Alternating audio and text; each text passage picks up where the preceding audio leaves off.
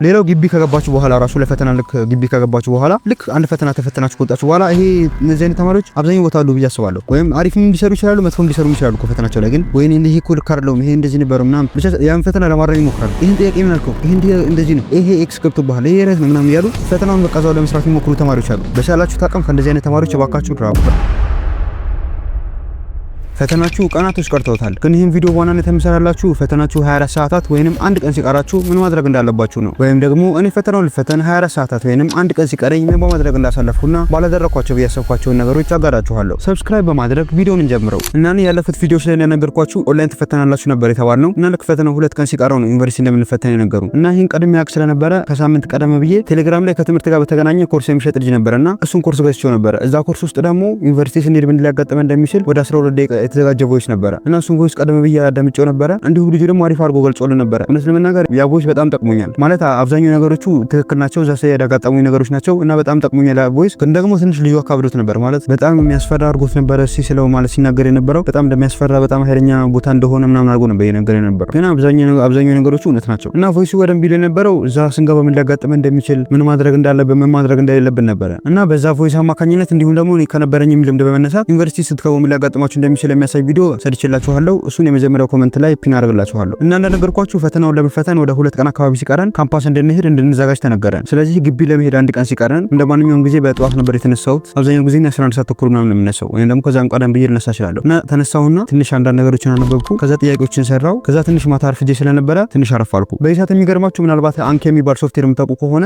ኦንላይን እንደምንፈተን ነበር እያሰብኩ ነበር ወይም ደግሞ ኦንላይን ልፈተን እንችላለን ብዬ እዛ ሶፍትዌር ላይ ያወጣኋቸው ሾርት ኖቶች ነበሩ ወይም ደግሞ መሸምደድ የምፈልጋቸው ነገሮች ያወጣሁት ሾርት ኖት ነበር እና ከዛ ነገ እንድንሄድ ተነገረን። በኢሳት ምን ማድረግ አልቻልኩም። እነሱን ትቼ በደንብ ፈተናው ላይ ይመጣሉ ብዬ ያሰብኳቸውን ጥያቄዎች ነበር መስራት የጀመርኩት። ስለዚህ እናንተም ቢሆን ያልጨረሳችሁ ቶፒክ ካለ ከሱ ጋር ከምትታገሉና ጭንቀት ውስጥ ወይም ስትረሱ ከምትገቡ ይልቅ በደንብ ፈተና ላይ ይመጣሉ ብላችሁ የምታስቡትን ቻፕተር ወይም ደግሞ በደንብ የምታስቡትን ቶፒክ በዚህ ሰዓት ብትሰሩ የተሻለ ነው እና ቀጥሎ ያደረኩት ሰዓት ለመግዛት ነበር የወጣሁት ወይም ደግሞ ለሰዓትነት ብቻ የሚጠቀም ሰዓት ነው። ምክንያቱም ቮይስ ላይ ልጁ ለሰዓትነት የሚጠቀም ሰዓት ካገኛችሁ እሱን ጉዙ ብሎ ነበረ። እኔም ለሰዓትነት ብቻ የምጠቀም የሆነ ትንሽ ሰዓት ገሽ ነበር። ይሄ ድሮ ሰዓት ካስታወሳችሁት ግን መኪና ውስጥ ሊወሰድብኝ ይችላል ማለት ነው። አይፈቀድም ተብሎ መኪና ውስጥ ሊወሰድብኝ ይችላል። ስለዚህ እናንተም ከቻላችሁ ብትይዙ ወይም ብትሞክሩ አሪፍ ነው። ከተሳካ አሪፍ፣ ካልተሳካም ደግሞ ይሄን ያህል የሚያሳስብ ነገር አይደለም። ግን ደግሞ ያስገቡ ልጆች ነበሩ፣ የተሳካላቸው ያስገቡ ልጆች ነበሩ። እንዴት እንደሆነ ባላውቅም ብቻ ግን ያስገቡ ልጆች ነበሩ እንደሰማሁት ከሆነ ግቢ ውስጥ። ከዛ ጉግል ማፕ ላይ ገባሁና ከቤታችን ዩኒቨርሲቲ ስንት ኪሎ ሜትር እንደሚሆን ስንት ደቂቃ ሊፈጅብን እንደሚችል እንዲሁም ደግሞ ስለ ቦታዎች አንዳንድ ነገሮችን ማጣራት ጀመርኩ። እንዲሁም ደግሞ እዛ ተፈተኑ የነበሩ ተማሪዎችን ኮንታክት አድርጌ ለማዋራት ሞከርኩ ማለት ነው። ማለት ስለ ግቢው ምን አይነት እንዲሆን እንደሚችል ግቢ ውስጥ ምን ሊያጋጥመኝ እንደሚችል አንዳንድ ሪሰርቾችን መስራት ጀመርኩ። እዚህ ጋር የሰራው ስህተት ምን መሰላችሁ? ስለ ቦታው ማወቅ እኮ አሪፍ ነገር ነው። ወይም ደግሞ ስለሚፈተንበት ቦታ ምን ሊያጋጥመኝ እንደሚችል ምናምን ነገሮች ሪሰርች ማድረግ እኮ አሪፍ ነው። ግን ደግሞ በዛ ሰዓት በጣም ጥያቄዎች መስራት የነበረብኝ ሰዓት ነው። ገብታችኋል? ጥያቄዎችን የሰራው የተለያዩ ነገሮችን ባነብ ምናምን ነገር ለኔ ፈተናው ላይ አሪፍ የተሻለ ውጤት እንዳመጣ ያግዘኝ ነበር። ግን ደግሞ እኔ በዛ ሰዓት ጥያቄዎችን ከመስራት ይልቅ ተማሪዎችን የጠየቅኩ ዘው የነበሩ ተማሪዎችን ጉግል ማፕ ላይ የገባው ቴሌግራም ላይ ሰዎችን ያዋራው ምናምን ነበር እያሰለፍኩ የነበረው ማለት ስለ ቦታው ማለት ነው፣ ስለ ዩኒቨርሲቲ ምን ሊያጋጥመኝ እንደሚችል። ግን ያ ነገር ሆነም ቀረም እኮ እዛ መግባታችን አይቀርም፣ እዛ መፈተናችን የማይቀር ነገር ነው። ስለዚህ ነገር ትንሽ እየባቅ ነው ይጠቅመኝ ነበር። ስለዚህ እናንተም ከቻላችሁ ስለምትፈተኑበት ቦታ የተወሰነ ኢንፎርሜሽን ለማግኘት ሞክሩ። ያ አይጎዳም። ግን ደግሞ በጣም ኦብሰስ ሆናችሁ ጥያቄዎችን መስራት ሲኖርባችሁ ስለ ቦታው በጣም ለማጣራትና ጊዜ ለመፍጀት እንዳትሞክሩ። ሁለተኛ የሰራው ስህተት ደግሞ ምን መሰላችሁ? ጥያቄ የሚሰራበት የቴሌግራም ቻናል ወይም ግሩፕ ነበርና እዛ ግሩፕ ላይ አብዛኛው ተማሪዎች በቃ አሁንማ መውደቃችን አሁንማ ጊዜው ደርሷል ምናምን ያሉ በጣም ተስፋ አስቆራጭ ቃላቶችን በጣም እየተናገሩ ነበርና ያን ባየሁበት ሰዓት እኔም ትንሽ የመረበሽ ስሜት ገብቼ ነበር። ማለት እውነት እንደዛ ሊሆን ይችላል እንዴ ምናምን ማለት አብረውን ጥያቄ የሰሩ ልጆች ነበሩ፣ ጎበዝ የሚባሉ ልጆች ናቸው ምናምን ነገርና ከቻላችሁ እንደዚህ አይነት ነገሮችን ለማራቅ ሞክሩ። ሰውም ይሁን እንደዚህ ግሩፕም ይሁን ቴሌግራም ላይ ይሁን ኢንስታግራም ላይ ብቻ ማንኛውም ሶሻል ሚዲያ ላይ ይሁን ተስፋ ሊያስቆርጣችሁ የሚያስችል ነገር በፍጹም እንዳታዩ እና ይገርመኛል። ኮሜንት ሰራሱ አነባለሁ በቃ አሁንማ በቃ ፈተናው እንደዚህ ቀርቶታል እስካሁን ምንም አልጀመርኩም ምናምን። ይሄ ማለታችሁ እኮ ምንም እዚህ ጋር ሊጠቅማችሁ የሚችል ነገር አይደለም። ገብታችኋል? የቻላችሁትን ጊዜ እንትን ብላችሁ ኮሜንት ቢያንስ የምትጽፉበትን ጊዜ የሆነ ጥያቄ ብትሰሩበት ፈተናው ላይ ሊመጣ ይችላል ጥያቄ። ገብታችኋል? ስለዚህ አሁን ማድረግ አለባችሁ እኔ የምመክራችሁ በሻት ምንም አልጀመርንም ምናምን የምትሉ ሰዎች ካላችሁ ቢያንስ ታውቃላችሁ፣ ከዚህ በፊት ትንሽ ያለ ነገር ታውቃላችሁ። ስለዚህ የማትሪክ ጥያቄዎችን ሰው የዘሬው ማትሪክ ጥያቄዎችን ፓስት ኤግዛሞችን በደንብ ስሩ እንጂ ይሄ ማመራራችሁ ወይም እንትን ማለታችሁ ምናምን ጭራሽ ለአእምሯችሁ የነገራችሁት ነው። በቃ አታልፈም ዝም ብለህ ነው የምትለፈው ምናምን ያላችሁ ለአእምሯችሁ እየነገራችሁት ነው። በሻት የሚጠቅማችሁ ይልቁንስ ለአእምሯችሁ ፖዚቲቭ ነገር ብትነግሩት ታልፋለህ፣ እንደዚህ በቃ አሪፍ ውጤት ታመጣለህ ምናምን ያላችሁ ታወሩት እንጂ የሚሻለው የባሰ እንትን ብላችሁ ምንም የሚጠቅማችሁ ነገር አይኖርም በእርግጠኝነት ነው ብላችሁ። ከዛ በኋላ ያደረኩት ምንድን ነበረ አነስ ያለ ሰዓት ወሰድኩና ፎርሙላዎችን እንዲሁም ወሳኝ የሚባሉ ፖይንቶች ምናምን ነገር በደንብ ለማየት ነበር የሞከርኩት። ስለዚህ እናንተም ከቻላችሁ አነስ ያለ ሰዓት ወስዳችሁ ሳትጨናነቁ እዚህ ጋር እርግጠኛ መሆን ያለባችሁ ስትራችሁ ሳትገቡ ወይም ደግሞ ፈተና እንደዚህ ደርሷል ወይም ደግሞ እንደዚህ ወርቃለው ምናምን ያላችሁ ጭንቅላታችሁ ሳታስቡ ይመጣል እንደዚህ አይነት ሀሳቦች ቦታው ላይ ሆኛችኋለሁ። ግን ደግሞ እንደዚህ አይነት ሀሳቦች ሀሳቦች ሲመጡባችሁ ባለፈው እንደነገርኳችሁ በቃ ዲስትራክት ሊያደርጓችሁ የሚችል ነገር በሙሉ አስወግዳችሁ ጥያቄዎችን በመስራት ሾርት ኖቶችን በማንበብ እንዲሁም ደግሞ ፎርሙላዎችን ምናምን መሸምደድ ከሆነ እነዚያን በመሸምደድ ጊዜ ማሳለፍ አለባችሁ እንጂ መጨናነቃችሁ እዚህ ጋር ምንም አይጠቅማችሁ። ቀጥላችሁ ማድረግ ያለባችሁ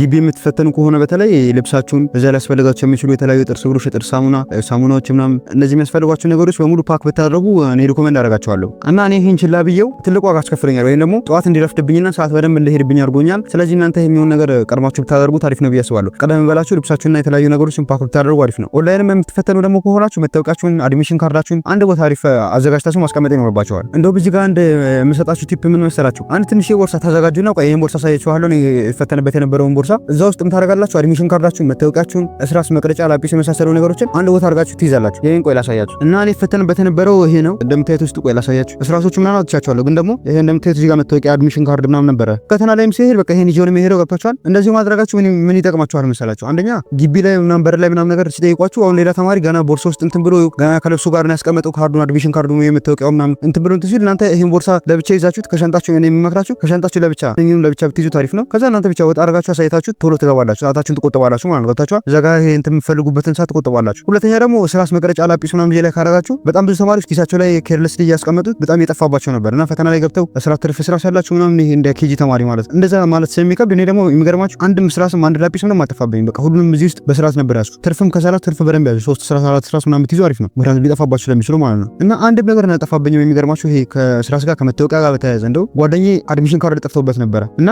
እሱን ለማውጣት ከእንደገና ዳይሬክተሩ ጋር ትምህርት ቤት ተደውሎ ምናምን በብዙ ፕሮሰስ ነውና ትንሽ አንገላታውታል ልጁን ራሱ። ስለዚህ እናንተ ከቻላችሁ እንደዚህ አይነት ቦርሳ ብትይዙና ሁሉም ነገራችሁ ማለት ወሳኝ ባሉ እቃዎች እንደዚህ በእንደዚህ አይነት ቦርሳ ብታስቀምጡ አሪፍ ነው ብዬ አስባለሁ። ከዛ ቀጥሎ ያደረኩት ነገር በጊዜ ለመተኛት ነበር የሞከርኩት። ምክንያቱም ጠዋት በጊዜ መነሳት ስላለብኝ አንዳንድ ፓክ ማድረግ ያለብኝ ነገሮች አሉ። ምናልባት ሻወር ለመውሰድ የሚኖርብኝ ይችላል። የተለያዩ ነገሮች ማድረግ ስለነበረብኝ በጊዜ ነበር የተኛሁት። እንዲሁም ከቻላችሁ ምን ታደርጋላችሁ መሰላችሁ? መተኛት ሲባል ዝም ብሎ እንቅልፍ ሳይሆን ዲፕ እንቅልፍ ማግኘት አለባችሁ። ምክንያቱም የተለያዩ ስትረሶችን ምናምን ማኔጅ የምታደርጉበት ልትችሉበት ብቸኛው ምክንያት እንቅልፍ ነው። በሰዓቱ ገብታችኋል? እንቅልፍ በደንብ ካልተኛችሁ ስትረሳችሁ ኦቨር ነው የሚሆነው፣ ጭንቀታችሁ ኦቨር ነው የሚሆነው። የማስታወስ አቅማችሁን በዛው መጠን በጣም ሊቀንስባችሁ ስለሚችል ዲፕ የሆነ እንቅልፍ ታገኛላችሁ። ይህን ልታደርጉ ደግሞ በቀላሉ ሊደርሳችሁ የሚችል ነገር ከመተኛታችሁ ከ30 ወይም ከ40 ደቂቃ በፊት ማንኛውም ስክሪን ነገር ባታዩ እመክራችኋለሁ። ስልክም ሊሆን ይችላል፣ ቲቪም ሊሆን ይችላል። ማንኛውም ስክሪን ነገር ባታዩ አሪፍ ነው ብዬ አስባለሁ። በንጋታው ተነሳውና ያው ትንሽ ረፍዶብኝ ነበረ።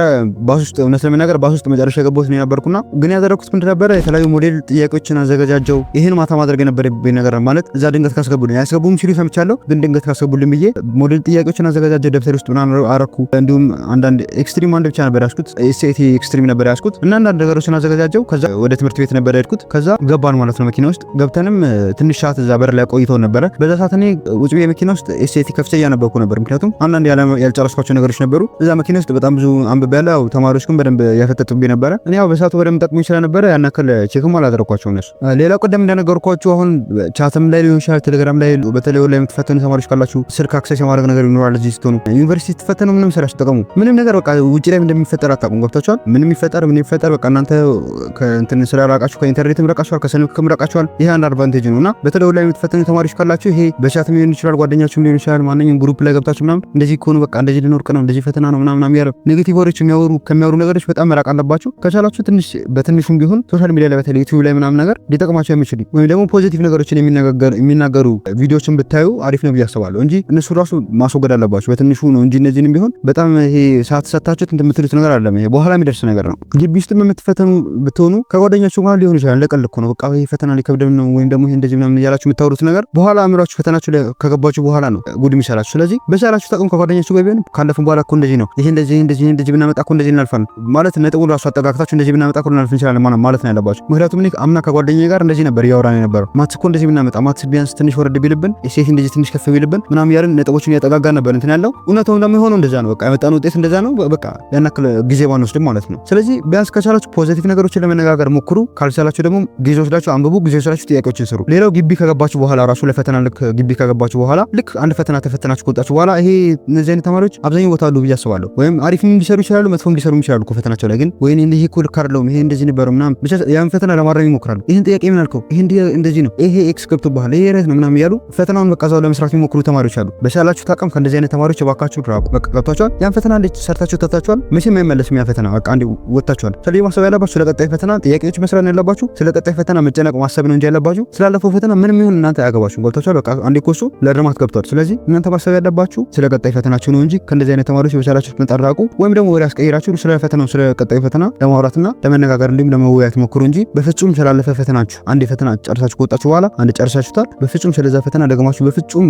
ይሄ ነገር በደንብ አስምሩበት በፍጹም ማሰብ የለባችሁ። እና ይሄን ቪዲዮ የምታዩት ምናልባትም በመጨረሻ ሰዓታቶቻችሁ ሊሆን ይችላል። ያው ከዚህ በፊትም ከማትሪክ ጋር በተያያዘ በጣም ብዙ ቪዲዮችን ሰርቼላችኋለሁ። እንዲሁም ደግሞ ይሄን ቪዲዮ የሚሰራውላችሁ ይጠቅማችኋል ብዬ ስላሰብኩ ነው። ከማትሪክ 24 ሰዓት በፊቶች ምን ማድረግ አለባቸው የሚለው ነገር እኔ እንደዚህ አስቤ ነግሬያችኋለሁ። እንዲሁም እኔም ካደረኳቸው ነገሮች ነግሬያችኋለሁ። በቻላችሁ ተቀም እንደነገርኳችሁ በቃ ጥያቄዎችን ለመስራት ሞክሩ፣ ላለመጨናነቅ ሞክሩ። በራሳችሁ በደንብ ኮንፊደንስ ይኖራችሁ፣ ባነበባችሁ ነገር በደንብ ኮንፊደንስ ይኖራችሁ ምናምን ነገርና ከዚህ ባለፈ ምንም የሚፈጠር ታሪክ የለም። በሰላም ተፈትናችሁ በሰላም ትወጣላችሁ ብዬ አስባለሁ። እና ከዚህ በኋላም በአሪፍ ቪዲዮዎች እንገናኛለን ብዬ አስባለሁ። ምናልባት ይሄ ቪዲዮ ጠቅማችሁ ከሆነ ቪዲዮ ላይክ አድርጉት፣ ምክንያቱም ብዙ ተማሪዎች ጋር ይደርሳል፣ ብዙ ተማሪዎችን ያግዛል ማለት ነው። እንዲሁም ሼር ማድረግም ከቻላችሁ ለጓደኛችሁ ለተፈታኝ ጓደኛችሁ ሼር ብታደርጉ ይለኛል። ሰብስክራይብ ብታደርጉ እና የደወል ምልክቱን ደግሞ ኦን ብታደርጉ ቪዲዮ እንደለቀኩ ይደርሳችኋል ማለት ነው። እና ማንኛውም አይነት ጥያቄ ምን ሐሳብም አስተያየትም ምናምን ካላችሁ ኮሜንት ላይ ማስቀመጥ ትችላላችሁ። እንዲሁም ኢንስታግራሜንም እዚህ ስክሪን ላይ በምታዩት አስቀምጥላችኋለሁ። ማንኛውም ጥያቄም ካላችሁ እዛ ላይ መጠየቅ ትችላላችሁ። ከዚህ ባለፈ ለሁላችሁም ይሄን ቪዲዮ ለምታዩትም ለማታዩትም ለሁላችሁም ለ12ኛ ክፍል ተፈታኞች መልካም ፈተና እንዲሆንላችሁ እመኝላችኋለሁ። ከፈተና በኋላ እንገናኛለን።